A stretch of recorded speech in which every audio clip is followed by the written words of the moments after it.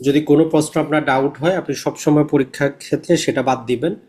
সর্বপ্রথম দায়িত্ব হচ্ছে 1 থেকে নিয়ে 100 পর্যন্ত যেটা 100% আপনি শিওর সেটা দাগিয়ে যাবেন। প্রয়োজনের সাথে পেন্সিল নিয়ে যাবেন। তো আপনি দেখেন যে আপনার কয়টা হয়েছে।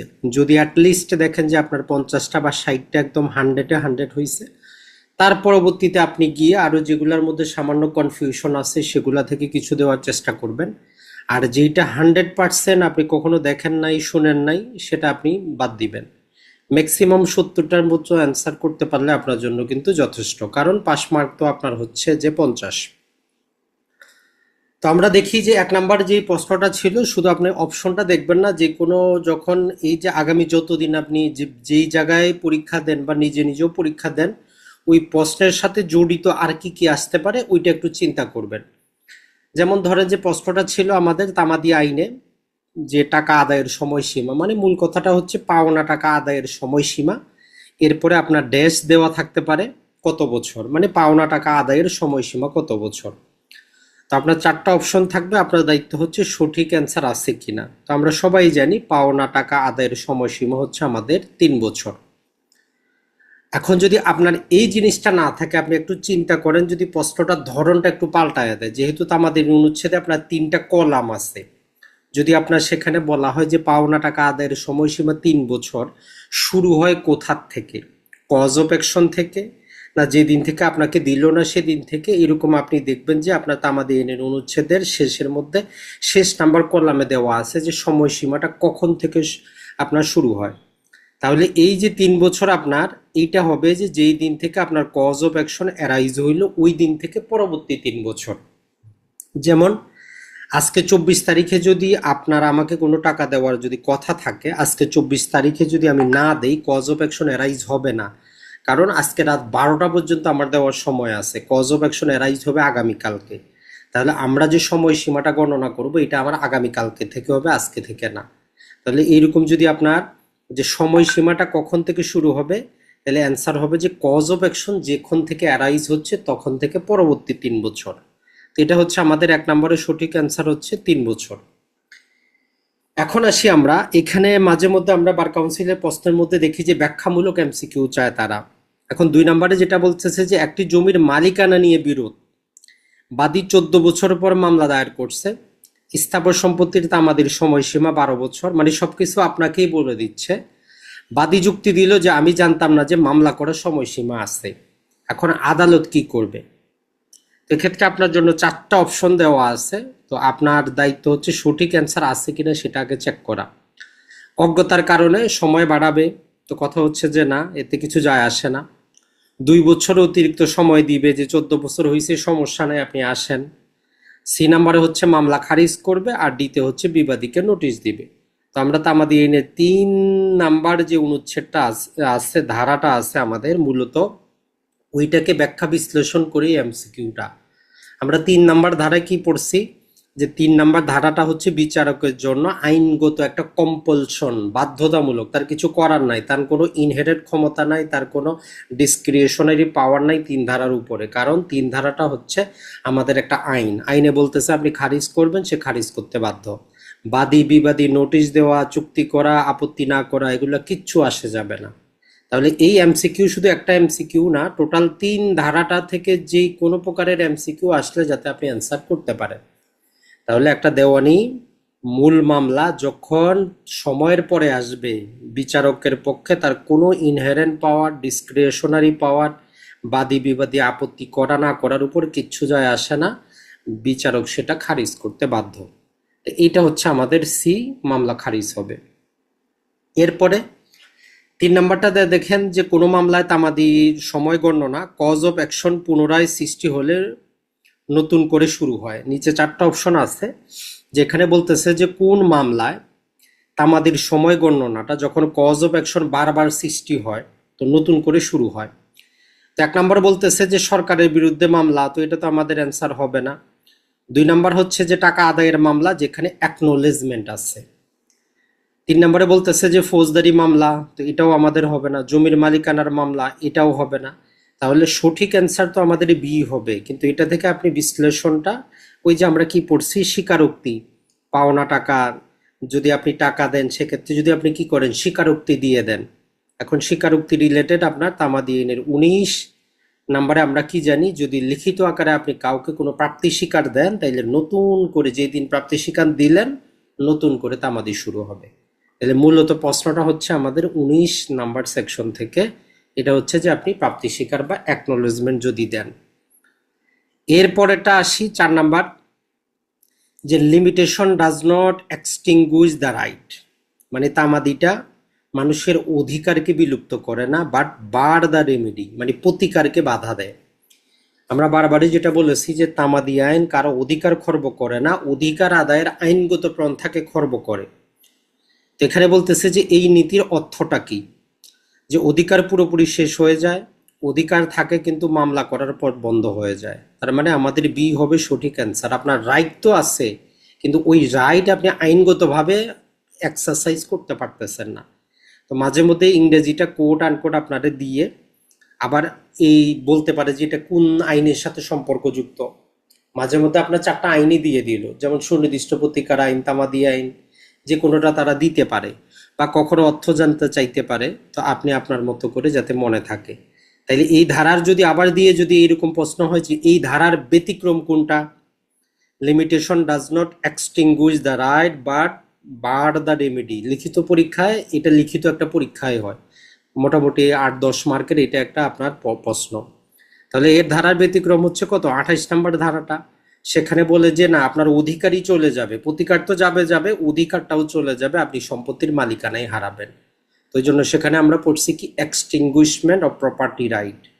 তাহলে 4 নাম্বারটা দেখেন যে একটা এমসিকিউ না, টোটাল আপনার একটা বিভিন্ন প্রকার অ্যাঙ্গেলে যদি আপনি এই এমসিকিউটা বুঝেন তাইলে আপনি যেভাবে প্রশ্ন আসুক অ্যান্সারটা কিন্তু করতে পারবেন। 5 নাম্বারে হচ্ছে এক ব্যক্তি 3 বছরে টাকা আদায় করতে পারেনি, কিন্তু বিবাদী 2 বছরের মাথায় লিখে দিয়ে দেন আমি টাকা দিব। এখন যেটা হচ্ছে যে এই প্রশ্নের মধ্যে মূলত আমাদের কিছু ডাউট থাকে যে আসলে 3 বছর পরে সে লিখিত দিল না মধ্যবর্তী দিল, এটা কিন্তু আমরা জানি না। তো মাঝে মধ্যে প্রশ্ন আপনার এরকম হবে, আপনার প্রশ্নের মধ্যে অস্পষ্টতা থাকবে। এখন আপনি দেখেন যে অ্যান্সারে কি আছে, যে এই যে সে চিঠির মধ্যে প্রাপ্তি স্বীকার দিল যে আমি আপনার টাকাটা দিয়ে দিব, এই প্রাপ্তি স্বীকারের কোনো দাম আছে কিনা। তো বলতেছে যে তামাদির সময় থেমে যাবে, নতুন করে 3 বছরে তামাদি গণনা শুরু হবে, মামলা অকার্যকর হবে, আদালত যেই জরিমানা নেবে মানে জরিমানা নিয়ে মামলাটাকে চালাবে। তো প্রশ্নটা যদি আমরা আরেকবার দেখি, এক ব্যক্তি 3 বছরের টাকা আদায় করতে পারেনি, কিন্তু বিবাদী 2 বছরের মাথায়, তার মানে ওই 3 বছর শেষ হওয়ার মধ্যেই কিন্তু বিবাদী লিখিত আকারে দিয়ে দিয়েছে। তো আমরা ওই যে 19 আর 20-এর মধ্যে কিন্তু পড়ে এসেছি। 20-এর মধ্যেও কি ছিল, যদি আপনি কাউকে 19-এও ছিল যে প্রাপ্তি স্বীকার দেন, 20-এ ছিল ঋণের টাকা সুদের টাকা যদি কিছু পরিশোধ করার, আর সাথে সব জায়গায় যদি লিখিত অ্যাকনোলেজমেন্ট থাকে। তো যেহেতু সে চিঠির মাধ্যমে দিয়েছে একটা অ্যাকনোলেজমেন্ট আছে, অতএব কি হবে, নতুন করে 3 বছরে তামাদি গণনা শুরু হবে। তো মাঝে মধ্যে প্রশ্নটার মধ্যেও কিছু কনফিউশন থাকতে পারে, তো এই জন্য অ্যান্সারগুলো দেখে আপনি সঠিকটা যাচাই করে নেওয়ার চেষ্টাটা করবেন। কিন্তু এখানে যদি স্পষ্ট লিখা থাকতে পারতো যে এক ব্যক্তি 3 বছরে টাকা আদায় করতে পারেনি, পরবর্তী 2 বছরের মাথায় সে লিখিত আকারে টাকা দেওয়ার প্রতিশ্রুতি দিল, এক্ষেত্রে তামাদি আইনের প্রভাব কি হবে, তখন আপনার অ্যান্সার কিন্তু ভিন্ন জায়গায় চলে যাবে। কোথায়, ওই যে 29 নম্বরে আমরা পড়েছি 4 জায়গায় তামাদি আইন প্রযোজ্য না, সেখানে প্রথমটা কি ছিল, চুক্তি আইনের 25 ধারায় তামাদি আইনের কোনো প্রভাব নাই। এখন আপনি পরবর্তীতে কি করছেন, তারে প্রাপ্তি স্বীকার দিয়ে দিয়েছেন, আপনার টাকা দিতে হবে, কারণ ওইখানে তামাদি আইনের কোনো প্রভাব নাই। আমরা 29-এর প্রথম সাবসেকশনে পড়ছি যে চুক্তি আইনের 25 ধারায় তামাদি আইনের কোনো প্রভাব নাই, সেটা তাহলে ভিন্ন একটা আমাদের অ্যান্সার হইতো। এখন আসি 6 নাম্বার, সরকার কর্তৃক বা সরকারের পক্ষে মামলা করার তামাদি কতদিন। তো এইটা আমরা জানি, আমাদের 60 বছর রিলেটেড 3টা তামাদি আছে, 3টাই আমরা আপনাদেরকে পড়াইছি যে 3টাই পড়বেন। 2টা আমাদের মর্গেজ রিলেটেড, একটা গভর্নমেন্ট রিলেটেড। বলছি যে সরকার থাকলেই কত, 60 বছর। কিভাবে মনে রাখবেন, যেমন ইজমেন্টের ক্ষেত্রে আমরা জানি সরকারি সম্পত্তি 60 বছর, তার মানে এখানেও হবে আপনার এই যে 60 বছর পর্যন্ত সময় পাবে সরকার। কত, 149 অনুচ্ছেদ, 2টাই আপনি পাশাপাশি মনে রাখবেন। আর তামাদি আইনের ওই যে 26টাও মনে রাখে দিবেন, যে ইজমেন্টারি রাইট যেটা অধিকার হবে সরকারের জমি হইলে 60 বছর। তাহলে আপনি এমসিকিউ একটা অ্যান্সার করতেছেন, কিন্তু 3টা এমসিকিউ আপনার মাথায় থাকলো। 149, 26 আর হচ্ছে 60 বছর। এরপরে যেটা আমাদের সেটা হচ্ছে যে সুখাধিকার অর্জনের সময়সীমা। তো এখানে দেখেন আপনাকে কনফিউজ করার জন্য শুধু বলা আছে যে 20 বছর, বলা আছে 60 বছর, 20 বছর এবং 60 বছর, 20 বছর অথবা 60 বছর। এটা হচ্ছে যে আপনার ক্রিয়েটিভিটি দেখার জন্য যে আপনি একদম স্পষ্ট ধারণা আছে কিনা। এটা সঠিক অ্যান্সার হবে কি 20 বছর অথবা 60 বছর। কারণ সম্পত্তিটা ব্যক্তিগত হইলে 20 বছর আর সরকারি হইলে 60 বছর।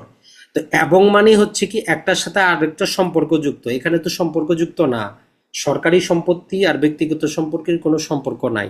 তাহলে সঠিক অ্যান্সার হবে ডি, 20 বছর অথবা 60 বছর। এইটা একটু মাথায় রাখবেন। মাঝে মধ্যে এরকম আমরা এমসিকিউ দেখি যেখানে আপনাকে কনফিউজ করার জন্য পেনাল কোডের ক্ষেত্রেও ওই যে আপনার শাস্তিটা এরকম দিতে পারে, সময়সীমা দিতে পারে। সিপিসিতে দেখি যে আমরা দিনগুলা কর্মদিবস না নর্মাল ডে, সেগুলো কিন্তু কনফিউজ করে। তো আগে থেকে যদি আপনি একদম স্পষ্ট ধারণা থাকে যে হ্যাঁ এরকম এমসিকিউ হইতে পারে, তাহলে আপনি পূর্ব থেকে সতর্ক হইলেন, অ্যান্সারটা করার সময় একটু মনে রাখবেন। যেমন ওই যে সিপিসিতে প্লিডিং এর মধ্যেও আমরা কি প্লেইন্ট এবং রিটেন স্টেটমেন্ট, যে pleading include plaint or written statement, সেখানে অর হবে অথবা। তো ওইটার মধ্যেও আপনার এমসিকিউ এরকম থাকতে পারে, প্লিডিং ইনক্লুড প্লেইন্ট একটা আছে, রিটেন স্টেটমেন্ট একটা আছে, এটা ছাড়া দুইটাই একসাথে অ্যান্ড দেওয়া আছে অথবা অর দেওয়া আছে। তাইলে আপনার সঠিক অ্যান্সার হবে কোনটা? অর। তো এইরকম যেই জায়গায় দুইটা জিনিস এবং অথবা অর দেওয়া আছে এমসিকিউ পড়ার সময় ওইগুলো একটু মাথার মধ্যে আনবেন যে এরকম প্রশ্ন হইতে পারে, তাহলে আপনার জন্য ইজি হবে। এরপরে চলে আসি আমরা তামাদি আইনের সময় বৃদ্ধি বিষয়ক ধারা কোনটা, মানে এখানে আপনাকে সরাসরি স্পেসিফিক সেকশন নাম্বারই জানতে চাইছে। তো আমরা জানি সবাই এটা ভুল করার কথা না, কারণ হচ্ছে যে 5 নাম্বার ধারা হচ্ছে আমাদের কি সময় বৃদ্ধি রিলেটেড, আর এর যতগুলা নাম আছে এগুলো সবগুলো আপনারা মনে রাখবেন। একটা হচ্ছে কি কন্ডোনেশন অফ ডিলে, মানে হচ্ছে কি বিলম্ব মৌকুব। এরপরে আরেকটাকে বলি যে আমরা যে উপযুক্ত কারণ, বা ইংরেজি থাকলে সাফিসিয়েন্ট কজ আসতে পারে। এই এক্সটেনশন অফ টাইমও তারা দিতে পারে যে কোন ধারায় আছে। তাহলে প্রতিটাই হচ্ছে আমাদের 5 ধারা। আর 5 ধারা পড়তে গেলে আমরা বলি যে উল্টাভাবে মনে রাখবেন, দেওয়ানি মূল মামলা মানে দেওয়ানি মূল মামলা এবং ডিক্রি জারি ছাড়া আইনের জগতে যত দরখাস্ত, যত আপিল, যত রিভিউ রিভিশন যা কিছু আছে সব জায়গায় আপনি 5 ধারার অ্যাপ্লিকেশন দিতে পারেন। এখন যদি এমসিকিউ আসে যে বিশেষ আইনে 5 ধারা প্রযোজ্য কিনা, এটা কিন্তু আপনার এই 5 ধারা থেকে প্রশ্নটা করে নাই, এটা করছে 29-এর ক্ষেত্রে সাবসেকশন 2 থেকে প্রশ্নটা করা হয় যে বিশেষ আইনে তামাদি আইনের 5 ধারা প্রযোজ্য কিনা। এটা 5 ধারার প্রশ্ন না, ওটা হচ্ছে আমাদের 29-এর 2-এর প্রশ্ন। তো তখন আপনি এই 5 ধারা যখন পড়বেন, 29-এর 2টার মধ্যে কি আছে, নর্মালি যেটা বলে বিশেষ আইনে হইলে আমরা কি জানি, বিশেষ আইনে বিশেষ তামাদি দেওয়া থাকবে। এখন ওইখানে বলতেছে যে তামাদি আইনের 3 ধারা বাই ডিফল্ট বিশেষ আইনে থাকবে, প্রতিটা বিশেষ আইনে ধরে নেওয়া হবে যে তামাদি আইনে 3 ধারা আছে। এরপরে যেটা বলতেছে আমাদেরকে সেটা হচ্ছে যে 4 ধারা।